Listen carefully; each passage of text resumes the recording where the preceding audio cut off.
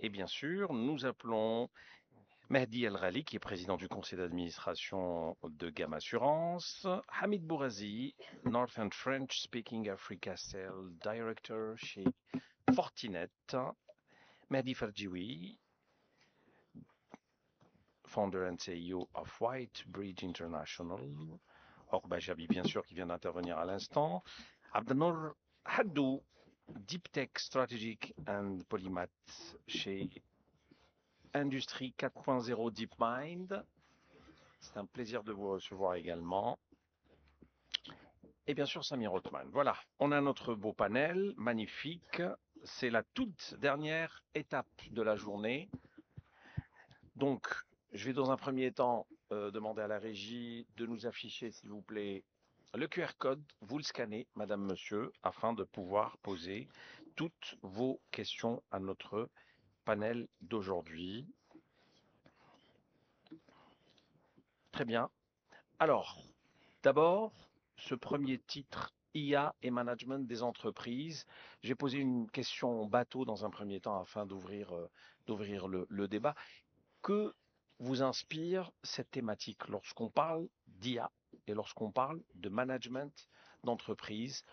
Ça évolue à vitesse grand V, cette intelligence artificielle. On a pu la découvrir depuis hier. Et lorsqu'on parle de management d'entreprise, qu'est-ce qui vous vient à l'esprit en premier? C'est vraiment une petite première question que j'ai envie de vous poser comme ça, juste pour introduire la chose. Et puis par la suite, nous allons prendre les questions du grand public. Peut-être, Monsieur le Rally, vu que vous êtes notre invité aujourd'hui, je vous en prie. Euh, Déjà, en fait, par rapport à l'import que pourrait donner l'IA, il faut un peu pour comprendre un peu ce que c'est que pour nous, ce qu'on conçoit comme management d'entreprise.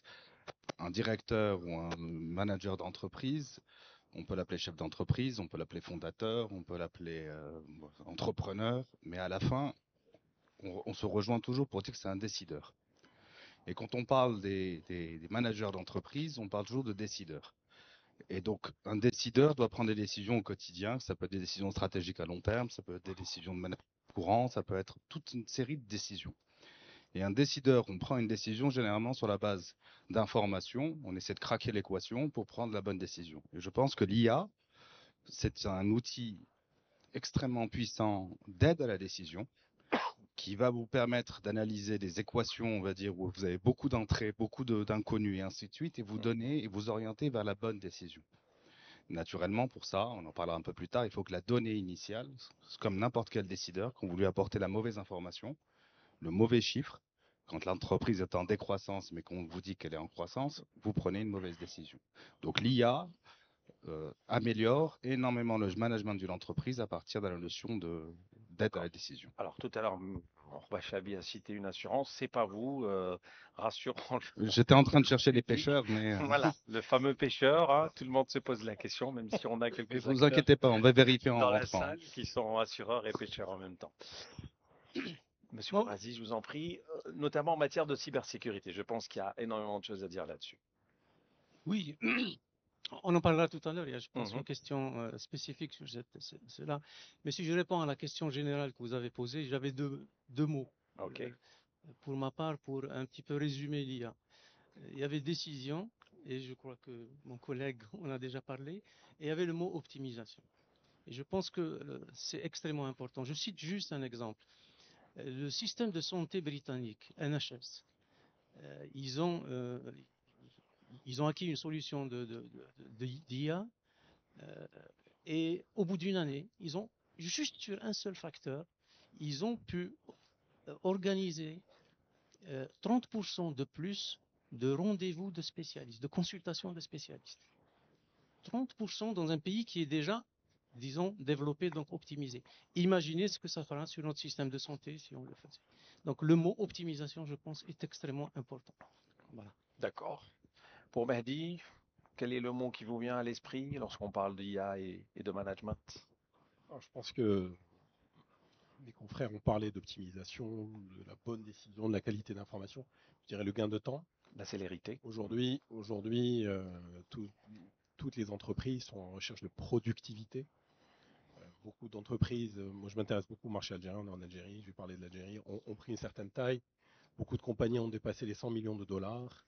À ce niveau-là, on n'est plus dans la PME. Il y en a bien sûr, mais la recherche de productivité, d'utiliser les ressources d'entreprise, les sortir des activités chronophages, le bon vieux stylo, papier, tampon, etc., pour les mettre sur des choses de forte valeur ajoutée, du knowledge pour l'entreprise, et donc comment on transfère ce temps pour le réinvestir. Donc pour moi, la dimension chronophage, la gestion du temps est une dimension Alors, importante. aujourd'hui, l'IA nous permet justement d'analyser ces très grandes quantités de data.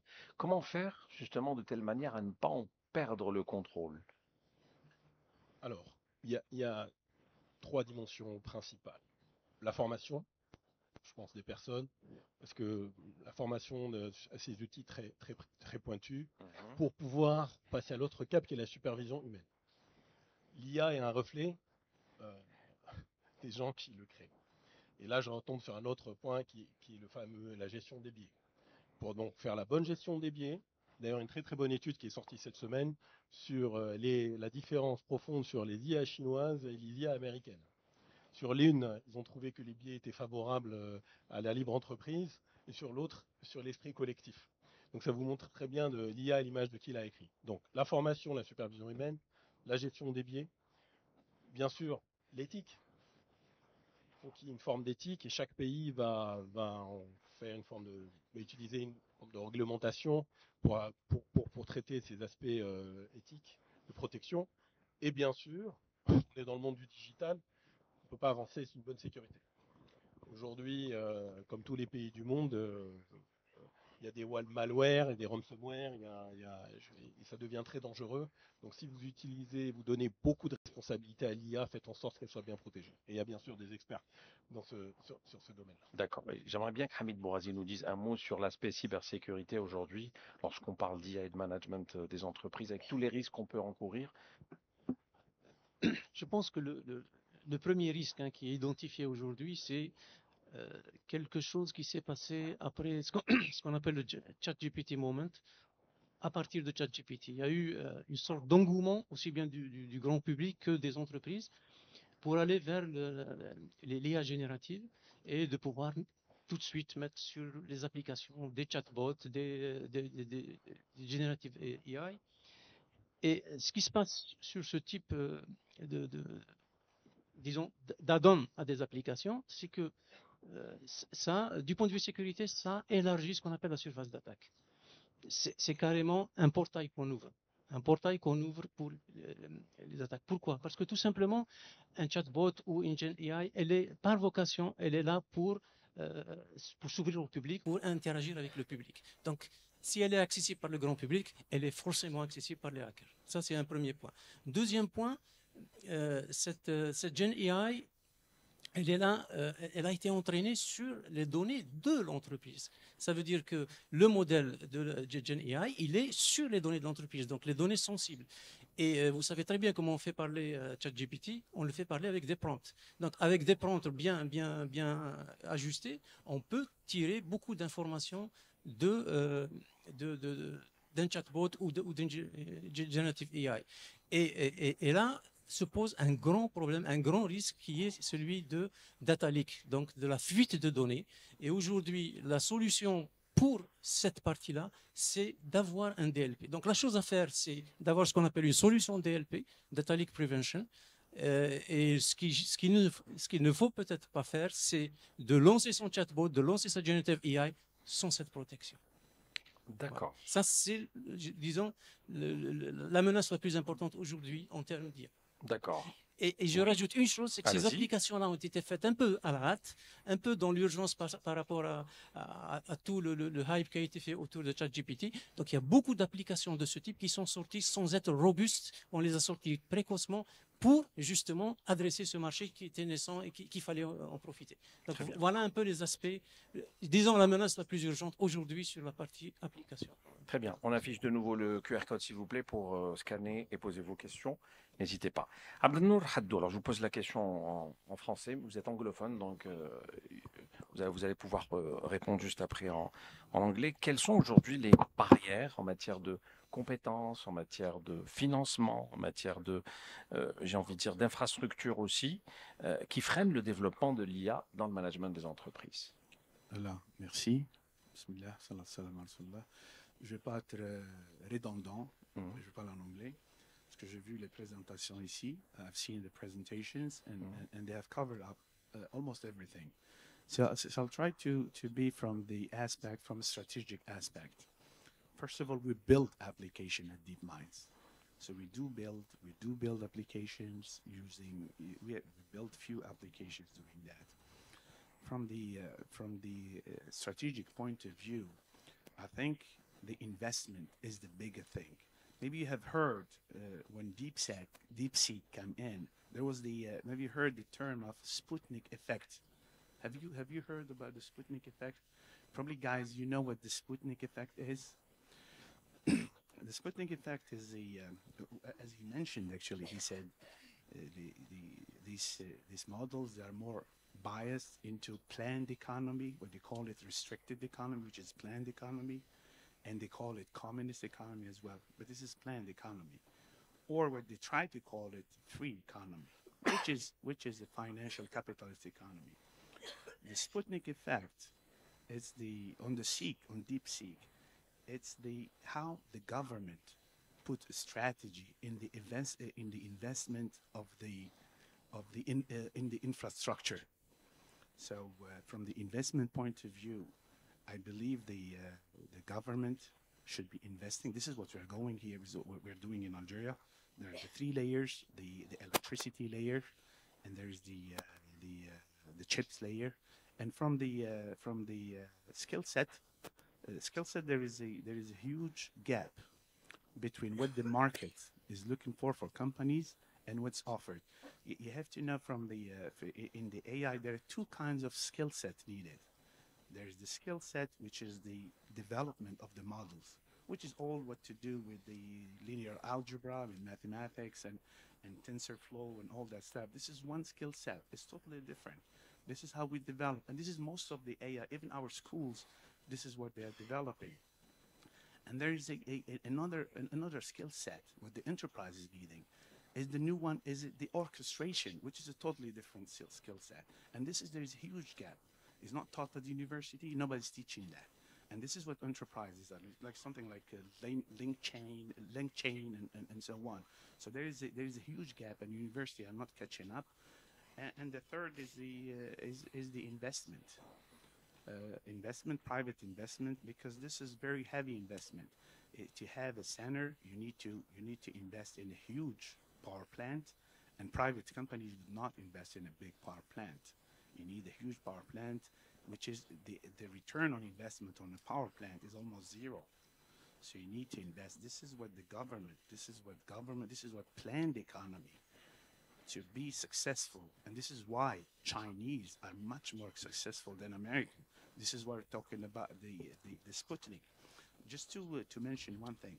What did the American after the Sputnik effect? Sputnik effect it's what happened in 1958. 1958, Americans, they thought they are much ahead of the Soviet. So they thought the Soviets are much behind. And the Soviet sent the Sputnik. So they realized that science-wise, technology-wise, the Soviet they are much ahead. And they created what we call DARPA. This is how America is advancing. People think that the real advancement in AI and all this technology is happening in San Francisco, when it's happening at DARPA level. So this is what government like. This is, I believe, this CTO forum has that dimension, the strategic dimension. So it's not really at the level of the enterprise. It's much bigger at the strategic level. So from that, this is we see. This is why the European in general are much behind, and they keep turning around on trying to go to San Francisco and try to implement to be San Francisco-like. And this is what I hope in Algeria we don't get into the spiral. Thank you. Great. Alors, Orba Chabi, aujourd'hui, il y a de l'engouement vers l'IA, on est bien d'accord. Mais il y a aussi de la résistance. Alors, comment on va jongler entre les deux? Parce qu'il y en a qui en veulent, mais il y en a d'autres qui en ont très peur. Oui. Je vous remercie pour votre question, elle est très intéressante. Et dès qu'on commence à parler avec les entreprises, tous secteurs confondus, j'introduis toujours une question dans les débats. Est-ce que vous avez des GPU? C'est ma question. Et malheureusement, jusqu'à maintenant, peut-être il y a des exceptions, aucune entreprise en Algérie ne dispose de GPU. Ça, c'est le premier. Eh bien, tant mieux. Si on a une ou deux ou quelques entreprises qui disposent d'un GPU, je suis très content. C'est la première difficulté qu'on rencontre lorsqu'on parle avec les entreprises. La deuxième des choses, c'est, je reviens un peu sur ce que j'avais dit tout à l'heure, c'est la qualité des données. On a vraiment besoin de qualité de données importante, que ce soit des données clean pour qu'on puisse entraîner les modèles et faire des modèles prédictifs intéressants. Maintenant, en parlant d'engouement, oui, il y a de l'engouement. Nous avons implémenté une solution qui intègre pas mal de couches IA dans une entreprise algérienne, publique. Et actuellement, elle est opérationnelle sur tout le territoire national. Actuellement aussi, on est en négociation avec à peu près une dizaine de groupes ici en Algérie. Comme vous l'avez mentionné, c'est des chiffres d'affaires pour eux importants. Ils peuvent se permettre de s'offrir des solutions en intelligence artificielle. On sent un vrai intérêt, mais je reviens sur le point critique, c'est l'infrastructure. Il me semble qu'il est important actuellement que nos grands groupes investissent sur de l'infrastructure pour répondre aux besoins qui est là et dont ils pourront tirer vraiment profit. D'accord. Alors, j'ai posé la question, maintenant on va s'intéresser un peu au secteur des assurances avec notre ami Mehdi El Rali. Toute cette data qui est générée par le secteur des assurances, comment finalement l'IA peut-elle vous aider à la gérer? Parce que Dieu sait qu'il y en a beaucoup. Hein. En fait, l'idée, effectivement, est apprendre à la gérer, mais surtout à l'exploiter. D'accord. Parce qu'on est une compagnie d'assurance en général, on génère énormément de data. De la souscription d'un contrat jusqu'à l'indemnisation. Donc, la première chose à faire, et c'est ce qu'on a pu faire, c'est que beaucoup de cette data est format papier. Sur les contrats, sur les dossiers, des indemnisations et autres. Donc, tout le travail a été pour nous de numériser. Parce qu'en numérisant, et ça c'est un travail colossal, ce sont des millions de documents, en numérisant, en indexant, on va avoir de la data qui sera plus facilement exploitable pour faire des recherches et pour analyser la donnée. Mais à partir du moment où vous avez numérisé, il faut arrêter ce cycle de création de la paperasse. Malheureusement, il y a de la paperasse qui est nécessaire, ne serait-ce qu'on adore le cachéron humide, on adore ci, mais à la fin, c'est non exploitable. Donc, il faut digitaliser. Notre confrère a parlé effectivement de la digitalisation et comment ça se passe au niveau du comptoir d'une compagnie d'assurance. Déjà, en fait, au niveau du comptoir, à la souscription d'un contrat d'assurance, c'est énormément de données qui doivent être récoltées pour pouvoir donner la meilleure qualité de service. Et c'est quoi la qualité de service d'une compagnie d'assurance? C'est l'indemnisation la plus rapide possible. Et aujourd'hui, pour pouvoir indemniser rapidement, et je parlais de prise de décision, c'est-à-dire prendre la décision d'indemniser tel sinistre par rapport à un autre, c'est énormément de paramètres qu'il faut vite traiter parce qu'il y a beaucoup d'intervenants, que ce soit l'assuré lui-même, que ce soit donc la compagnie d'assurance adverse avec laquelle notre assuré a pu avoir un accident, donc parce que l'autre tiers est aussi assuré dans une autre compagnie, l'expert, le garagiste, on a rajouté le garagiste, et donc tout ça, ce sont des datas qu'on doit processer pour pouvoir prendre la décision. Donc il faut digitaliser. Et la digitalisation, déjà, à partir de là, on commence dans de l'IA. Parce que l'IA existe depuis très longtemps. C'était peut-être plutôt des systèmes experts, c'est-à-dire que ce sont des experts qui donnent des règles de gestion, des algorithmes pour une prise de décision basée de manière statique sur des algorithmes. Aujourd'hui, la force de l'IA, je pense qu'elle est plutôt dans le deep learning. Et c'est ça la nouveauté. Nos collègues expliquaient la qualité de la data, aussi l'infrastructure au niveau de les GPU. Un GPU aujourd'hui, qui est une carte graphique à la base, a cette capacité de calcul instantané qui va permettre d'entraîner un modèle pour pouvoir utiliser ce modèle dans la prise de décision. Et ça, aujourd'hui, c'est assez récent dans le secteur des assurances. On a commencé à utiliser, entre guillemets, le deep learning, et il y a plusieurs licornes. Il y en a une française que je cite de nom qui est Shift. Il y en a une autre en Angleterre qui s'appelle Tractable, qui aujourd'hui équipe les grands leaders, Allianz, AXA Monde, les sociétés d'assurance américaines, Zurich Insurance. Donc la plupart ont pu acquérir ces briques de techno et aussi ont dû développer en interne. Pourquoi développer en interne? Parce qu'à partir du moment où on a digitalisé, on est propriétaire de notre data. Aujourd'hui, la souscription, elle peut se faire directement, sans paperasse, à partir d'un téléphone portable. L'OCR est important. Le client arrive, il sort sa carte grise, sa pièce d'identité ou autre. Donc il faut avoir des OCR qui sont assez intelligents, qui ont été pré-entraînés. Et ça a été le cas en Algérie parce que vous avez différents types de formats. Vous avez pour les cartes grises, les anciennes cartes grises et les nouvelles cartes grises. Il a fallu monter des datasets énormes pour apprendre à l'IA à lire une carte grise ancien format, qui avait beaucoup de difficultés, par exemple, sur le quadrillage.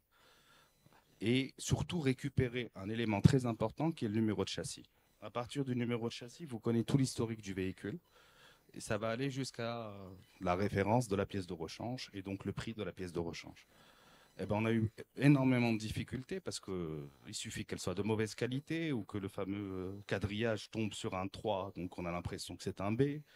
Donc il a fallu entraîner le modèle en lui donnant effectivement des cartes grises et le résultat de la carte grise de manière numérique. Et le modèle lui-même, après avoir un certain entraînement, a pu savoir que ce n'était pas un 3, que c'était pas un B, pardon, que c'est un 3.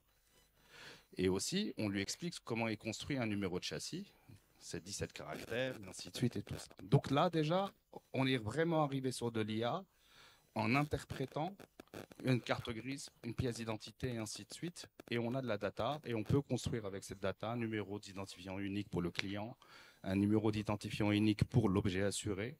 Et ça y est, on a commencé sur le process. Après, donc ça, c'est au niveau de la souscription. L'IA intervient énormément au niveau de la souscription. Et l'IA va aussi intervenir au niveau de l'indemnisation. Et c'est là que c'est très intéressant. Quand vous avez toute cette data et que vous reprenez un historique de 300 000 sinistres passés, vous vous rendez compte que la prise de décision pour régler un sinistre, elle est généralement prise par un opérateur humain, qui est ce qu'on appelle un chargé d'indemnisation, qui va étudier le sinistre, qui va voir la souscription, les photos à la souscription, qui va évaluer tout. Évaluer le bien, c'est-à-dire qu'il a les photos à la souscription, les photos de l'accident, il va avoir l'historique, et ainsi de suite, et ainsi de suite. Et il va prendre sa décision. Ce process d'indemnisation, comme il y a beaucoup de data à récupérer, qu'il peut y avoir différents intervenants, ça peut aller jusqu'à 21-30 jours. Avec l'IA? Avec l'IA, vous arrivez à le faire quasiment en quelques jours, voire si vous faites comme on le fait, de l'expertise à distance, c'est-à-dire que l'expert n'a pas besoin de se déplacer, il peut analyser le sinistre sur la base de photos. Certains petits sinistres, ça ne sert à rien d'aller voir un expert à l'acte, c'est juste une portière rayée, c'est juste Et donc à partir de là, donc on a cette data et on prend une décision en temps réel. Très bien. Est-ce que ce sinistre est réglable ou pas? Parfait. Alors, je vais poser peut-être la question pour l'histoire de l'éthique, de l'algorithme au sein de l'entreprise. Samir Othman, ça se passe comment en posant cette question? Parce que souvent, elle est pointée du doigt. Oui, c'est vrai que moi je pense que quand on parle de responsabilité des utilisateurs de l'IA, ça m'impressionne un peu parce qu'en fait, on parle beaucoup d'IA et on oublie l'IH, l'intelligence humaine. Pardon. Parce que derrière, c'est l'humain qui va utiliser cette intelligence artificielle. Et avant, on se rend compte que l'humain, pour les questions éthiques, son ordinateur, son deep learning, tous ces algorithmes ou ces modèles pratiquent déjà le non-respect de l'éthique. Donc, on peut en déduire, quelle que soit l'innovation que vous mettez en face, à la fin, l'humain, c'est lui qui prend la décision. c'est très important de le rappeler, ça reste, pour moi, ça restera toujours des outils au service de l'aide à la décision humaine. Ça a été déjà dit et c'est très très important de ne pas l'oublier. Il ne faut pas, je pense que jeter la responsabilité à l'utilisateur. Pour moi, la responsabilité est partagée entre deux grandes familles. Une famille d'utilisateurs, pour les entreprises, c'est qui? C'est les dirigeants, donc la gouvernance, et les salariés. Et puis vous avez l'autre famille, c'est la famille des concepteurs, développeurs de modèles d'IA. Vous voyez, donc pour moi, je mettrais 50-50% de responsabilité. Alors pour la famille des utilisateurs, je pense qu'au niveau des dirigeants, la gouvernance, il faudra à un moment donné, effectivement, qu'ils mettent en place des comités d'éthique dédiés à l'IA en interne, qui soient accompagnés pour leur mise en place avec des personnes aussi un peu extérieures, sans conflit d'intérêt, parce que derrière, il faudra qu'il y ait aussi une possibilité que ce comité puisse fonctionner correctement. Mais surtout, je l'ai entendu tout à l'heure, beaucoup de formations, beaucoup de formations sur ce que c'est que l'éthique en IA et le respect de la réglementation en vigueur, voilà, nationale, internationale. Il y a des choses, il y a des chartes, mais en même temps, permettre aussi, vous vous rendez compte, si vous avez une IA qui dit aux dirigeants d'une entreprise, cet employé, il faut le virer. Parce que problème de rendement, parce que problème de je ne sais pas quoi, puis on croit, puis on réalise l'action. Je pense qu'en parallèle de cette aide, il faut aussi donner la possibilité, mettre en place des processus au sein des entreprises qui permettent aux salariés de se défendre. De ne se défendre pas contre une intelligence artificielle, mais de pouvoir déposer une requête en disant attention, il y a peut-être un problème, parce que tout le monde sait qu'il y a des biais, que les modèles aujourd'hui, il y a des biais, faut qu'ils soient formés aussi à cette prise de conscience de l'existence des biais. Ça, pour moi, c'est important au niveau des côtés utilisateurs, que ce soit gouvernance Très bien. et salariés. Après, il y a le côté concepteur, donc responsabilité des concepteurs de l'IA. Il faut qu'à un moment donné, que les modèles soient explicables, transparents. Voilà, il faut donner les algorithmes, il faut donner le détail de comment ça a été fait. Pourquoi c'est important aussi derrière l'utilisation de ces technologies? Ça permet aussi bien aux décideurs qu'aux salariés de comprendre pourquoi telle décision a été prise. Parce que si vous ne donnez pas des éléments, que vous créez le doute, cette intelligence artificielle pourrait être complètement refusée par les salariés. Très bien. Les questions du public, c'est des questions ouvertes, donc à vous de répondre directement. Celui qui est inspiré prend le micro. Cette question existentielle qui revient souvent lorsqu'on parle d'IA. Est-ce que l'intelligence artificielle menace l'être humain en termes de job? C'est-à-dire, est-ce qu'il y a des métiers qui vont disparaître? Oui. Moi, je voudrais un petit peu rebondir sur la partie résistance. Et là, je reviens un petit peu en arrière, un petit peu l'historique des changements technologiques qu'il y a eu dans le passé et les résistances qu'on a vues, surtout, je parlais surtout du marché algérien. Moi, je remonte à vraiment très loin quand il fallait faire passer les gens des fichiers classiques aux bases de données. Ça a été la croix et la bannière pour que les gens passent. Passer du LAN au wireless, ça a été aussi le cas. La virtualisation, ça a été le cas. Cloud, on n'y est pas encore. Donc, je sais qu'il y a des résistances au changement et qui est dû, je pense aussi, à une question d'écosystème qui n'est peut-être pas bien huilé, qui n'est pas peut-être, les gens ne sont pas formés, informés. Il y a beaucoup de choses. Je pense que une tribune comme celle-là, où on peut discuter, avoir un débat sur la technologie, ça aide, ce genre de choses. Donc, je pense qu'il y a, de manière systémique, une certaine résistance au changement technologique. Ce que j'ose espérer pour cette fois-ci, c'est que pour l'IA, il n'y a pas juste une partie technologique. Il y a le côté business. Il y a les gens qui ont intérêt à ce que l'IA soit mise en œuvre. Les gens qui possèdent le métier. Et j'attends d'eux qu'ils bousculent un petit peu les équipes informatiques pour que ça aille plus vite. Mais cette résistance-là, elle est là. On l'a vu dans le passé. Et il faut espérer que maintenant, cette fois-ci, parce que les gens du métier sont impliqués et qu'il y a des intérêts énormes en termes de business à ce que l'IA soit utilisée dans la décision, dans l'optimisation, etc., j'ose espérer que cette fois-ci, ça ira beaucoup plus vite. D'accord. Abdelnour Haddo? If you allow me to jump on this one. Regarding the AI replacing people at work, you know, I have been recruiting a lot of people in AI. J'étais en train de, on recrute beaucoup de gens qui travaillent dans l'AI. Je parle français, peut-être ce sera plus facile pour le. Non, la salle est anglophone, ça ne pose aucun souci. Je préfère parler en anglais.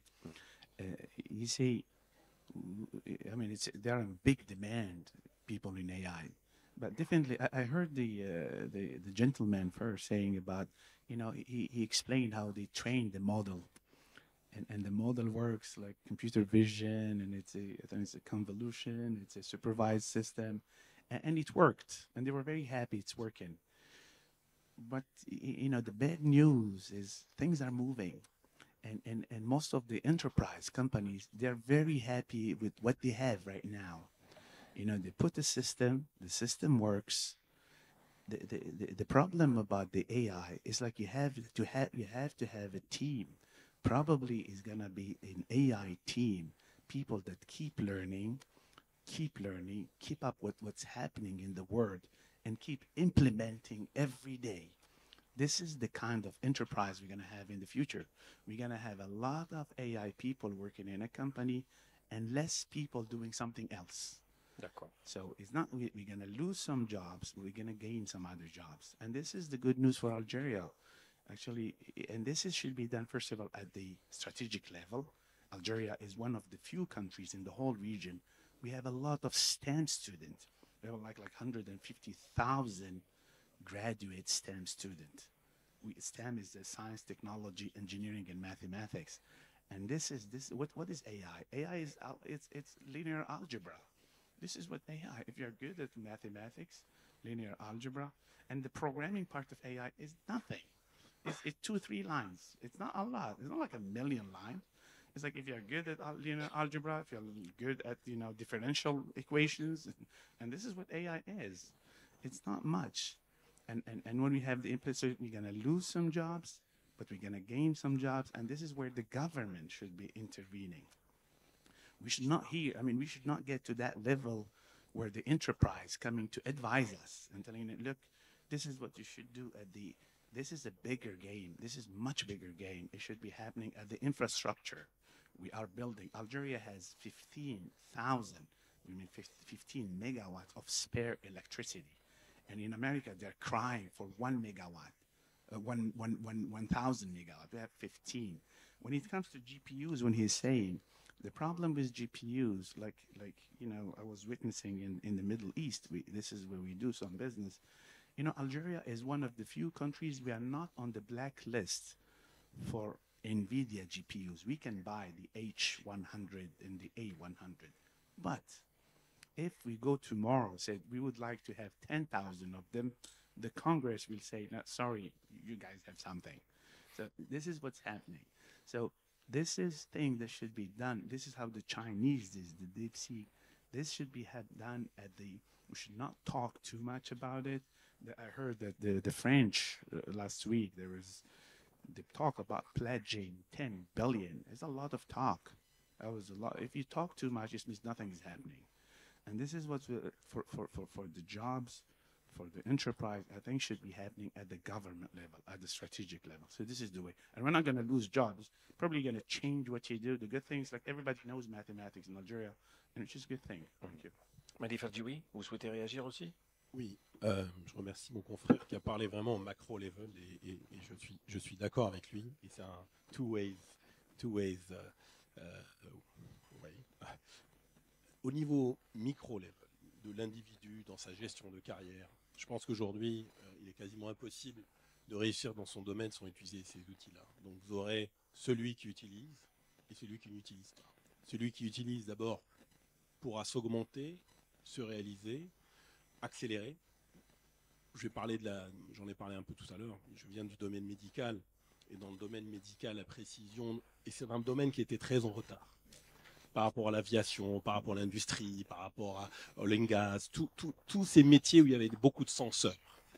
Le monde des senseurs arrive dans le milieu de la santé. Donc un médecin qui va avoir accès à des outils et les data de l'IA va être 10 fois plus performant. Il faut savoir aussi une chose, à cause du vieillissement de la population, il n'y a pas assez de médecins pour tout le monde sur Terre. Il n'y a pas assez de radiologues ni de chirurgiens pour tout le monde sur Terre. Ce qui fait que encore une fois, sur l'optimisation du temps, qui est le principal, d'après moi, bénéfice, au-delà des buzzwords, de tout ce temps qu'on va récupérer, il y a les STEM bien sûr, mais un médecin, c'est 12 ans de formation. Un bon paramédical, un bon infirmier, c'est 5 ans. Donc vous ne pouvez pas les multiplier. Par contre, vous pouvez les augmenter. Donc le mot sur lequel je veux finir, c'est un partenariat avec l'IA. Mon ami, notre confrère, le professeur a parlé d'intelligence augmentée ou d'intelligence hybride, chaque pays utilise. Mais c'est ce côté de partenariat avec l'IA qui fera la différence. Donc, conseil de carrière, utilisez l'IA. D'accord. Oui, Adil Rali. En fait, par rapport à la création d'emplois, est-ce que ça va détruire des emplois ou autre? Je peux vous assurer que le cas concret, c'est qu'il y a eu une crainte de pouvoir détruire de l'emploi. Et en fait, ça a été totalement différent. Parce que si je prends un cas concret, si vous avez en fait un chargé d'indemnisation, je suis désolé, je suis dans l'assurance, qui aujourd'hui passe son temps à faire des tâches un peu répétitives, et si vraiment vous lui enlevez toute cette partie répétitive et que vous lui demandez d'être un expert quand le cas est très particulier, eh ben vous le faites monter en compétences. Et c'est ce qui se passe aujourd'hui. L'humain intervient quand la machine lui donne assez d'éléments et lui dit voilà les éléments, maintenant il faut aller. Vous parlez des tâches automatiques. Est automatique, le scoring d'un sinistre, on le score de manière totalement automatique. L'analyse des photos se fait de manière totalement automatique, c'est-à-dire qu'on a une photo d'un véhicule avant et après l'accident, ils sont comparés et on voit s'il y avait des chocs qui étaient déjà non déclarés avant et autres. Et donc finalement, ça aide énormément l'opérateur. Après, par rapport aux métiers qui vont se développer par rapport à l'IA. Tout à l'heure, j'étais avec notre directeur du système d'information, M. Terchi, qui était là. Et on a vu passer des petits jeunes et on les a vite attrapés. Et c'est des étudiants de Bebezouar. Donc on les a attrapés, on leur a dit, bon, vous êtes quelle école? Est-ce que vous faites de la programmation Python? Ils ont dit oui, ainsi de suite. Bon, on a besoin de 10 stagiaires. Et pour entraîner nos modèles, et ainsi de suite. Première question, est-ce que vous avez des GPU? Oui, on les a dans le budget, on va les recevoir. Quel type de GPU? Ce sera du NVIDIA ou on est en train d'essayer de les importer. Ok, d'accord. Et sur ces gens-là, je vais en prendre 10. Et ces 10-là vont nous aider aux entraînements de nos modèles. En mode supervisé, non supervisé. Ils savaient, quand on leur a posé des questions, ils étaient déjà au courant. Ils avaient des étoiles dans les yeux, ils ont l'impression qu'ils ne savaient pas que ça existait. On va les prendre. Et peut-être, en avril, ils vont avoir un salon, on ira pour le salon. Et aujourd'hui, on a besoin, on leur a dit, de data scientists, parce qu'on a énormément de data. Vraiment, aujourd'hui, on a dû investir pour augmenter notre capacité de stockage. Et aussi, ce qu'a dit monsieur, que j'ai beaucoup apprécié, c'est qu'une IA, les IA, surtout dans le secteur des assurances, ça devient vite des black box, des boîtes noires. Elle vous donne un résultat qui est peut-être juste, mais elle vous explique pas comment elle est arrivée. Donc là, on est vraiment en train de travailler sur des IA explicatives, explainable IA, qui vont en fait avec des modèles LLM vous dire voilà mon score, j'ai découvert que c'était une fraude et voilà pourquoi c'est une fraude. Et c'est là qu'on est en train de chercher du monde pour essayer. Et ce sont des créations d'emplois qui sont en train de se faire par rapport à ça. D'accord. Non, c'est bon, pas? Ok. Oui. Juste sur cette histoire d'emploi, je vais juste donner un angle un peu différent concernant la sécurité informatique. Aujourd'hui, dans le monde, il y a un manque de professionnels dans la sécurité informatique qu'on évalue à 5 millions d'ingénieurs. Worldwide. 5 millions d'ingénieurs. Et aujourd'hui, l'IA, elle fait l'inverse. Elle essaye de suppléer à ce manque-là pour essayer d'aider. Parce qu'aujourd'hui, l'une des raisons majeures pour les menaces, etc., c'est les mauvaises configurations Alors, des systèmes. Subhanallah, c'est la question que j'allais vous poser et qui est posée en fait par le public et qui est la suivante. Ne pensez-vous pas que l'IA va impacter négativement la créativité des ingénieurs? Ce que vous disiez dans la pensée du public? Peut-être. Je ne sais pas, mais c'est vraiment une coïncidence extraordinaire. Je l'ai vu envoyer la question. Ah d'accord, donc c'est lui qui a envoyé la question. Et comment vous avez fait pour scanner tout à l'heure? Oui, mais c'est la réalité. Donc, elle peut suppléer à ce manque-là. Et aujourd'hui, comme j'ai dit, la raison première des menaces, c'est les mauvaises configurations. Ce n'est plus les bugs des OS, des systèmes de sécurité, c'est la mauvaise configuration. Et ça, c'est humain. C'est des erreurs humaines. Pourquoi? Parce on manque d'ingénieurs, donc les gens font les choses rapidement et ils font des erreurs humaines. Et aujourd'hui, justement, les solutions qu'on apporte, c'est aussi ça, c'est de générer une grosse partie des configurations de manière automatique par l'IA elle-même. D'accord. Donc, c'est un biais un peu opposé à ce que... Le reste du panel, vous en pensez quoi sur cette créativité? Monsieur, vous devez partir parce que vous avez un engagement, c'est ça? Voilà. Je suis vraiment désolé parce que je dois quitter. Merci beaucoup. Merci pour votre présence. Merci beaucoup. Très bien. Abdelnour? Oui. Pour la créativité, for the innovation and creation, we could be emotional, telling, look, humans are better. Okay, should I move? Okay, good. Emotionally speaking, si on parle avec émotion, on est bien mieux, on fait les échecs, mais we know even our thoughts. I mean, one of the things that we do. If you do neuroscience, try to understand how it works, and you do AI, and you know, we do algorithms that in our heads. We do something very similar. We call it innovation. We are innovative, we are for sure. But there's a lot of things. Probably you have Go, the Go, the AlphaGo, AlphaFold. Have you heard about them? I mean, those are like actually the biggest model that are impressive and doing huge things. They're not LLMs. They're the AlphaGo, AlphaFold. This is the models that can simulate the folding of a protein, which is something impressive. Anyone doing the biomedical will understand this is something impressive. It's something that happens, things that happen in a period of 500 million years, you can do it in a few days. So when it comes to innovation, the AI, they are doing innovation. But for us, I mean, it is already better than engineer. We should not be afraid of that. The thing is, as I said, this is not a solution in our hand.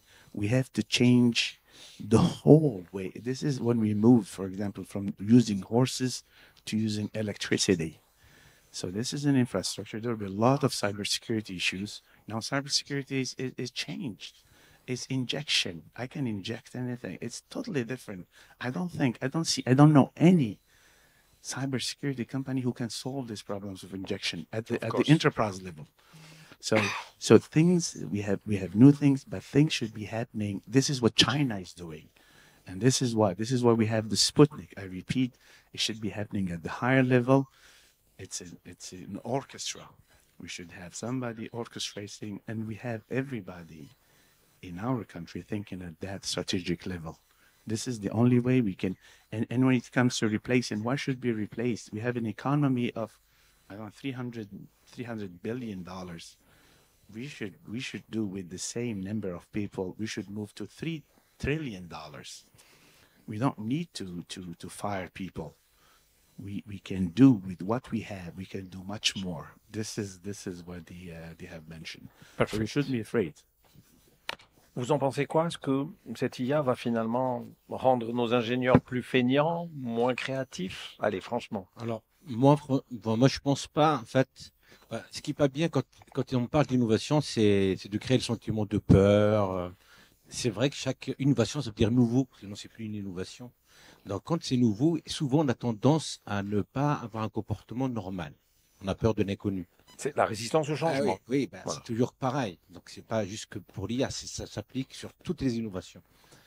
Après, je pense qu'il y a un élément qui est important quand on parle d'innovation et de son utilisation, c'est de se dire non, ça va pas forcément faire disparaître brutalement les métiers, Mais par contre, ça va les transformer un peu. Ça va les faire évoluer. Ça va créer de nouveaux métiers. On a eu le même problème avec la robotisation depuis un bon moment, mais il y a eu de nouveaux métiers qui se sont mis en place, qui ont été créés. Évidemment, la formation pour moi, c'est comme partout, c'est l'élément le plus important. C'est-à-dire former dès le début de l'IA, enfin parler de l'IA à l'école, excusez-moi, mais ça peut se faire en élémentaire. Hein. Dès le début pour commencer d'intelligence artificielle. Aujourd'hui, il y a des petits projets d'école comme ça, hein, parler de l'IA, l'histoire de l'IA, enfin des choses auxquelles on ne pensait pas avant. Pourquoi? Parce que si on ne sensibilise pas dès maintenant la population qui va grandir avec cette culture d'intelligence, je dirais, artificielle, ils arriveront à un moment donné perdus dans un écosystème qui va évoluer très très vite. Tous les mois, vous avez quelque chose de nouveau qui sort. Vous voyez, l'échelle de temps n'est plus la même qu'avant. Donc, à partir de là, donc, il faudra se préparer, anticiper et préparer notamment les salariés, puisqu'on parle des entreprises aussi, des salariés, à s'adapter à cette culture et de se l'approprier. Et non pas qu'ils aient peur, mais de l'utiliser notamment pour accélérer rapidement les choses. Même entre-temps, ça leur permet effectivement de s'occuper d'autres choses. Voilà. Très bien. Oui, vous souhaitez rajouter quelque chose? Allez-y, vous en prie. Je veux juste ajouter une chose. On peut utiliser l'IA, on va optimiser plein de choses, etc. Je vais prendre un exemple. Un fabricant de tomates en Algérie qui utilise l'IA et qui analyse les marchés, peut avoir des opportunités, etc. Je ne sais pas si vous le savez, mais la semaine dernière, il y avait une pénurie de tomates aux États-Unis. Il peut le voir à l'avance, faire tout ce qu'il faut. Il est prêt à exporter ses tomates vers les États-Unis parce qu'il y a une opportunité qu'il a détectée par l'IA. S'il arrive à la banque centrale et qu'il peut pas, il peut rien faire, ça sert absolument à rien. C'est pas le même goût. C'est pas le même goût de la tomate, hein, attention. Voilà. Et ça veut dire que il y a un effet système. On peut effectivement optimiser avec l'IA, mais il faut aussi que derrière le reste de l'économie fonctionne pour que effectivement on ressente les bienfaits de l'IA. Très bien. Voilà. Mehdi El Rally. Oui, en fait, je voulais te donner deux cas concrets. Déjà, le premier, par rapport à la créativité des ingénieurs. Là, par exemple, on est en train d'utiliser une IA qui s'appelle Bolt.new.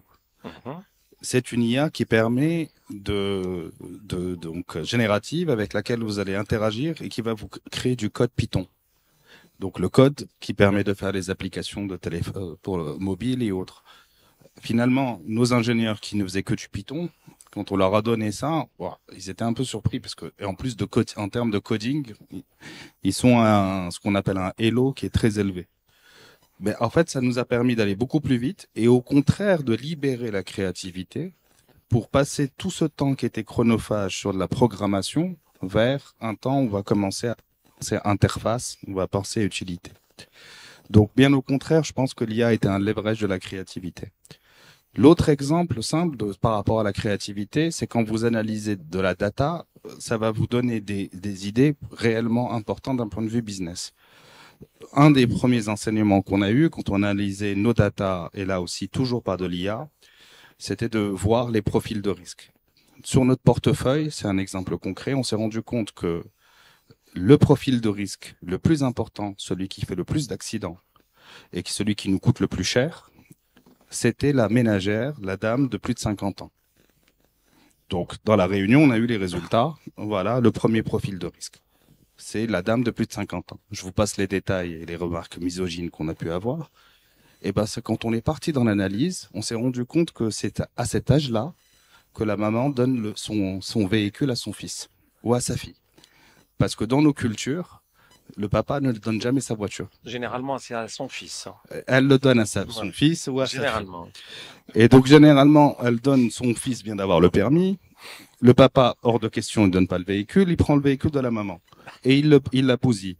Donc, on s'est rendu compte que... Bon, c'est du sérieux, carrément. Hein. C'est vraiment une étude sérieuse, quoi. Non, c'est des résultats qu'on a eus quand on a analysé notre data pour dire quels sont les profils de risque. Et Monsieur Mihoubi, qui est notre directeur de l'actuariat, est sorti avec cette conclusion. Donc, on a utilisé une IA prédictive sur nos data et on est arrivé à ça. Donc, qu'est-ce que ça a donné comme conclusion? Il faut rajouter une garantie, jeune conducteur, qu'on va associer à ce type de contrat où la maman sait qu'elle va donner son véhicule à son fils.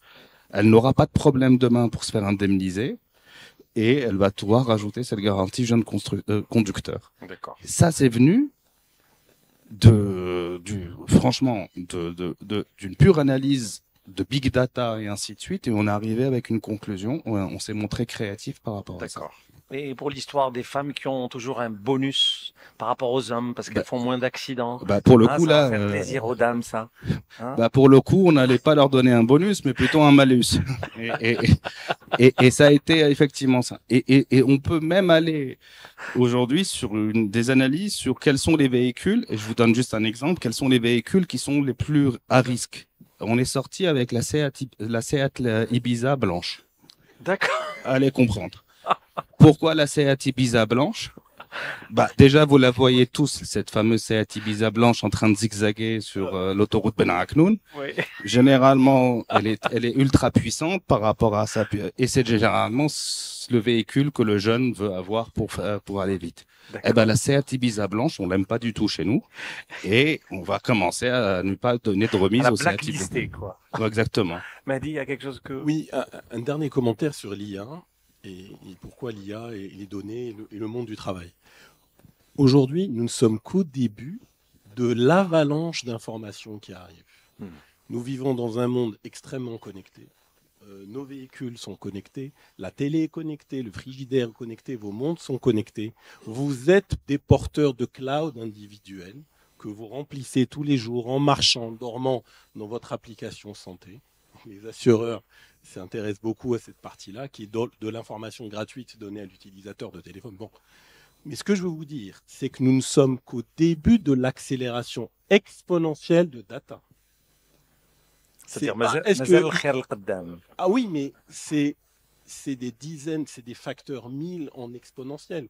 Parce que ça soit la recherche sur les protéines, dont en parlait mon confrère, ou l'analyse du génome du bactérium, parce que la médecine de demain, je n'oserais même pas en parler, ou de la physique quantique, ou des ordinateurs, le nombre de data que nous allons générer dans le monde nécessite un niveau d'outils, où quand on parlera de quelques années de ChatGPT actuel et des DeepSeek, on va dire c'est ce vieux système.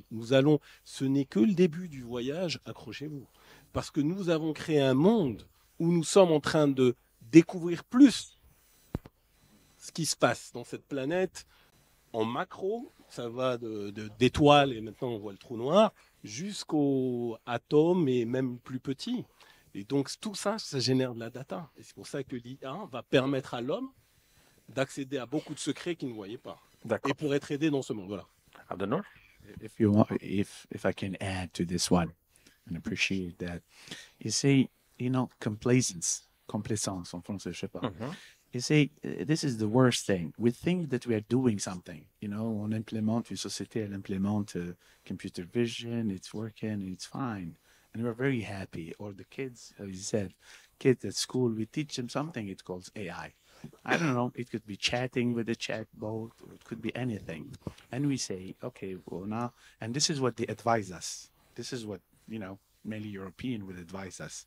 Vous avez un programme, it's exactly the same thing in agriculture. Just to give you an example. Quand les Européens ils vont en Afrique, ils ont de l'agriculture, ils disent voilà, il faut la terre et trucs, et puis il faut labourer, il faut paître des grains. Mais c'est pas ça. This is not agriculture. Agriculture is fertilizer. It's a big thing, man. And they never talk about fertilizer. This is what make people agriculture. They don't want you to have that. What I'm telling you that now AI, we have to be bold. We have to be very bold. It's not a joke, as he said. Either we lose or we win, or we're gonna be big time losers this time. Big time losers. Not like we're gonna be slaves, big time losers. So be very careful. This is a big game. This is not like just going to an enterprise and implementing computer vision that can read text, which is now any open source model can do that. Or Python generating, you have open source Cursor can do that, or Surfer, or there's a lot of things. I don't have, because I work on that. We have a team and we build application every day. And I have a team working and I spend a whole day trying to understand what's going on, what's new, and I cannot keep up. I cannot keep up with what's new. It's bigger than me and bigger than. So the solution is not implementing one solution at the enterprise and we sit, we go home and we are happy. That will be the biggest mistake. We should have team of people looking around and seeing what, and we have to be bold. We have to aim high. We should not, and aiming high, so you should not get advice from your competition, which is mainly like, around us. We should not get advice from them. This is the last people should get advice from them. We should build it nationally, and it's part of national security. Très bien. This is not a joke. Ok. Dernière question pour Hamid Bourazi. Pensez-vous que l'intelligence artificielle peut protéger des serveurs entiers et des sites web sans intervention humaine? Aujourd'hui, à 100% non. À 100% non. Mais je peux vous dire qu'aujourd'hui, déjà, on commence à introduire l'intelligence artificielle. On a, par exemple, si je cite l'entreprise pour laquelle je travaille, on a notre Generative AI qu'on appelle tout ce qui est chez Fortinet commence par Fortis, donc c'est Forti AI. Et le rôle de cet agent-là, c'est d'apporter un plus à tous les produits de sécurité qu'on a. On a une cinquantaine de produits de sécurité, ils font leur travail normalement, mais en rajoutant cette couche AI, ça permet de régler beaucoup de problèmes. Par exemple, aujourd'hui, à l'installation, il y a 20% des scripts d'installation qui sont faits de manière automatique. C'est un petit peu pour suppléer aux erreurs de configuration dont je parlais tout à l'heure. Ça, c'est une aide. Ce taux est amené à augmenter. Et ça, tous les outils de sécurité qu'on a, il y a une partie AI qui, améliore un petit peu les solutions de sécurité dès le départ, notamment dans la caractérisation du trafic, réseau, etc. etc. Alors, toute dernière question, elle est intéressante, je ne peux pas la louper, c'est la toute dernière. Peut-on reproduire des concepts comme, c'est vrai que c'est difficile, l'empathie ou le jugement moral dans un système IA? Comment répondre à cette question? Oui, ça me fait rigoler parce que on a tendance à comparer effectivement la machine à l'humain. C'est bien, c'est pas bien. Voilà. L'humain est déjà un être complexe par nature. La machine a été créée par l'humain dans le but normalement de l'aider. Voilà, c'est ça. Évidemment, la complexité de l'environnement fait que on arrive à avoir un besoin d'IA pour aider davantage l'humain. Moi, je pense pas qu'il faut miser un petit peu trop sur l'IA pour tout faire. Parce que si on fait ça, on prend un risque parce que l'IA peut tout défaire. Et ça pose un grand problème. Je pense qu'il faut que l'humain reste quand même à minima présent. Rien qu'en tant que superviseur, voilà, qui accompagne un peu l'évolution, qui espionne un petit peu ce que l'IA fait. Pourquoi je dis ça? Parce que on parle d'IA, de cybersécurité, enfin tout ça, tout est lié quelque part. Mais si un jour on fait confiance à 100% à la machine qui a créé l'humain, le souci c'est que on sait que l'humain est un être faillible. Ça veut dire quelque part, on pense que la machine est plus fiable que l'humain a créé. Il y a un problème. Donc, il y a un risque pour moi majeur. C'est une erreur de penser que l'IA va remplacer l'humain. Je pense que voilà. D'accord, c'est une question ouverte. Hein. Donc, allez, des commentaires rapides, on termine là-dessus. Oui, en fait, c'est un élément très important parce qu'on oublie que l'IA, elle est entraînée. Donc, sur Twitter, par exemple, ils ont Krog. Quand ils ont commencé, vous pouvez faire un entraînement sur la base de posts ou autre.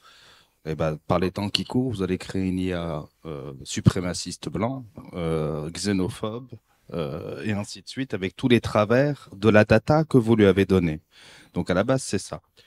Et deuxième chose, si on aborde l'IA et sa révolution que de l'axe de l'éthique et de ce qu'il faut et ce qu'il ne faut pas, on va rater le train. Parce que si on regarde l'Europe actuellement, la première chose que l'Europe a faite, c'est de faire un IA Act. Essayer de déjà donner des règles du jeu et cadrer et bloquer et ainsi de suite. Alors qu'aux États-Unis, tout le monde a compris que c'était une révolution. Ils l'ont fait un peu à la Far West, comme ils l'ont fait à l'époque des années .com et de l'Internet. On avance et après on va baliser. mais attention sur la qualité de la data. Aujourd'hui en Algérie, on a une opportunité pour rebondir sur ce que disait monsieur, c'est que effectivement, on n'est pas sur la zone liste noire pour avoir des GPU, ce qui est une zone exceptionnelle. On a accès à des modèles que les autres ne peuvent pas utiliser en Europe. Aujourd'hui, quand vous voyez que OpenAI sur le O3 ou sur Sora, son IA en fait générative d'images, ne sont pas accessibles en Europe, mais ils sont accessibles chez nous. On parle beaucoup d'open source. Effectivement, on a aussi accès à beaucoup d'open source. Et tout est open source aujourd'hui sur l'IA, parce que ce n'est qu'un modèle. La vraie source, c'est la vraie data, c'est vous qui la donnez. Donc, on utilise tous du TensorFlow, comme disait monsieur. On peut utiliser du DeepSeek en open source quand on l'installe sur ses serveurs. Et le plus important, ça va être la data. Donc, oui, une IA peut avoir beaucoup de travers et ce sera par rapport à ce que vous lui donnez. Elle vous rendra exactement ce que... Tout à fait. Abdelnour ou Hamid, oui. Mais je pense se bloquer à cause de ces questions-là métaphysiques, je dirais, sur la data, je pense que c'est un luxe qu'on ne peut pas se permettre aujourd'hui. Exactement. Il faut qu'on avance et comme a dit monsieur, eh ben, au fil de l'eau, on va ajuster. Au fil de l'eau, on va rajouter des choses. Mais il ne faut pas qu'on soit bloqué par ça. On ne peut pas se permettre ce luxe. Parfait. Mahdi. Merci. Des choses un peu, j'allais dire, comme on dit maintenant, à la sauce algérienne. Je pense que les thématiques à écouter demain, notre histoire, agriculture, IA et agriculture. Comment on peut augmenter les rendements? On a un pays incroyable, pays continent, voilà, il y a des cultures ici, des cultures là-bas, il y a un climat, il y a fertilizer challenge, planning. Donc tous ces aspects-là, IA agriculture, IA et oil and gas, IA et services, IA et médecine, IA et éducation. Et c'est comment IA et sport, IA et tous les aspects qui font que l'Algérie, et comment on est plus fort dans nos thématiques historiques est forte. Il y a mining, parce qu'on commence, l'industrie minière est en train de devenir importante, mais comment on met ça sur nos vraies vies et comment accélérer le rendement de ce qui va nous permettre de passer ce cap-là et rentrer dans cette espèce de knowledge economy et derrière ça draine les universités, etc. Mais c'est comment on l'adapte à notre environnement et qu'on soit plus fort et qu'on renforce ce muscle. Voilà pour ma parole de là. I will answer technically the question. You said whether we can create empathy, synthetic empathy, right? L'empathie, hein? C'est ça la question. C'était technically yes, because if you define empathy, empathy in Sweden and empathy in Algeria is totally different, right? There we cry or die, we kiss. It's different. We react to empathy in a different way, right? So it depends. It depends on. So what we define empathy in Algeria, defined in Norway, is totally different. So, but we have developed systems that are, they can guess your emotions. We say it is possible because a lot of people tend to understand that they think when they think about AI, they think about AI, which is supervised AI. This is what everybody is mentioning, which is you have data, you give them, you train them, you give them the right solution, and then so you have control over that. And this is what was AI. But if you take diffusion models, which is or whatever, or systems that use, for example, protein, AlphaGo, AlphaGo, it's a system that plays the Go chess, is a chess. And or the system that is based on a very simple algorithm. It's very simple. It's a Markov. It's very simple. Till if you go left, if you do something, you have things. If you don't do something, you'll have something better.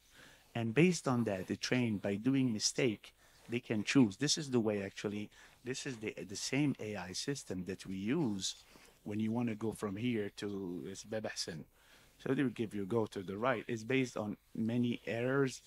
And there's another system. You take the emotion, you take some data, and you add some small error to it. You add. So you're not in control anymore. We are not in control. This is very important. We lost control. And empathy, you know, if you can define the algorithm of empathy, maybe a doctor can do it. I'm sure a doctor can define it. They can define it with, you know, the thing that you see, the thing that you hear, the thing that you smell, probably the thing that you touch, anything with sensors, it is doable. The good thing is, like, I mean, a doctor can confirm it. It's like we are human. We are a little bit more complicated. We're not just the brain. We have actually a theory which says we have a little brain in our hearts, which is totally different. This is what makes us, as I said, something different. So we don't really know who we are. And this is that put us on the safe side. But they can have empathy, they can cry. We build a system that cries with you, laughs with you. So we do it. And I end with you. Thank you very much. Abdel Nour. Applaudissements, s'il vous plaît, pour ce très, très beau panel.